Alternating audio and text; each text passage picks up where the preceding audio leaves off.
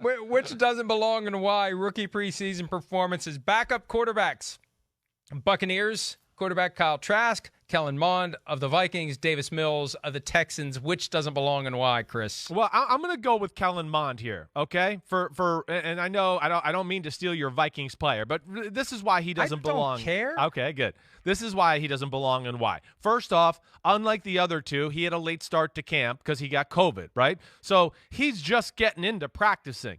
Second thing I would say is he doesn't belong in this group because Kellen Mond has starting quarterback ability. And I don't care what you do. I know he was 6 for 16. He still made some high-level throws in that game. He showed you that he can run a little bit and do some things like that and do some off-schedule stuff. So for me, Kellen Mond, as his potential, his talent, is a notch or two above Davis Mills and Kyle Trask. I'm going to say Trask because, unlike the other two, Trask has zero chance of playing this year or next year. And that's one of the concerns the Buccaneers have with his development this year. They don't want him to treat it like a redshirt year. They want him to push himself. They want him to develop, even though he knows there is no way in hell he is getting on the field. Because if it's not Tom Brady, it's Blaine Gabbert. Remember, Bruce Arians said, with a straight face, I assume, that Blaine Gabbert's the most underrated player in the NFL. So there's no way Trask is anything before 2023. Mills could be the Texans quarterback by then. Mond could be the Vikings quarterback by then. Trask, no chance. All right, running backs taken in rounds 1 through 3. Pittsburgh's Najee Harris, Javonte Williams of the Broncos, Trey Sermon of the 49ers. Which doesn't belong and why? You know, Harris looked good in the second game as his career at the Hall of Fame game. But I'm going to go here with Javonte Williams. He's a guy, I made him my 5th running back in the rankings. I'm already nervous there that I think I'm wrong.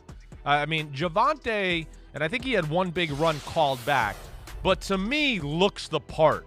I mean, really does. I mean, you know, sometimes you could just look and go, wait, that guy looks like he's an NFL starting running back, and he's ready to go. You know, he's got power. You know, he is made for the NFL game. But here, these are the plays I'm impressed with. This is a power back, bouncing it outside, stiff arm, 15-yard gain. You know, Melvin Gordon better get back out there in a hurry because this guy's going to steal his job. So that's why I picked Javonte Williams. Yeah, Melvin Gordon dealing with a groin injury. I say Najee Harris because unlike the other two, this guy is the clear, right out of the gates, every down, ideally, Le'Veon Bell replacement a few years later in Pittsburgh that they so desperately need to diversify the offense. 4th-round running backs, Michael Carter of the Jets, Ramondre Stevenson of the Patriots, Chuba Hubbard of the Carolina Panthers. Which doesn't belong and why? Good group here. I'm going to go with Ramondre Stevenson, though, here for this one. You know, one, he doesn't belong and why because he's like twice the size of these guys. Ramondre Stevenson he's LeGarrette Blount. Except he's quicker and faster in a lot of ways. You know, I know he has 127 yards and 91 of them were on one run. But, man, there are a lot of good 5 and 6 and 7-yard runs to go along with it. You know, I wouldn't be shocked if this guy gets major playing time. He's got the size and physicality that New England likes to push the pile, always get positive yards, and he can make people miss and do things. I mean, come on. This guy's 245, 250, outrunning everybody. I know it's the second and third stringers, but that's still impressive. I like what I saw from him in the first game. I'll say Carter because the broad perception, he was a steal, should have gone higher. And, you know, look, it's way too early to say this, but I'm going to say it anyway. Between Elijah Moore, the receiver, taken in round 2, you've got Zach Wilson at quarterback, you got a running back, Elijah Vera Tucker. You know, but you've got the 3 guys, you know, the triplets. We don't talk much of it because there really isn't a group like that currently, and there hasn't been for a while. Running back, receiver, quarterback, but these guys are all coming in together. If it works for the Jets, you could have this nucleus of these 3 guys who are bound together for years into the future. So I'll go with Carter. Edge defenders, Gregory Rousseau of the Bills, Rashad Weaver of the Titans, Azeez Ojulari of the Giants. Which doesn't belong and why? Well, I'm going to go with Rashad Weaver here, first off, because I loved him coming out in the draft, but he fell in the draft. You know, Ojulari was a second-round pick. Rousseau was an end-of-the-first-round pick. Rashad Weaver kind of fell into no man's land, and I think is every bit as talented as those other guys, except more talented. I know he got a sack in the game the other day, but, you know, again, That's to me what preseason football is all about. Like you said to lead the segment, look at the rookies. Do they belong? Is there potential? Does he look like, whoa, he's really behind the 8 ball and he's got a lot of things to work on? Man, I mean, I would be shocked. I mean, I think he's going to get a lot of play this year, Rashad Weaver. He's just too big, long, and he's a natural pass rusher. He pressured the quarterback as good as anybody in college football last year. I kind of flying under the radar, and he's one of my Chris Simms man crushes for sure.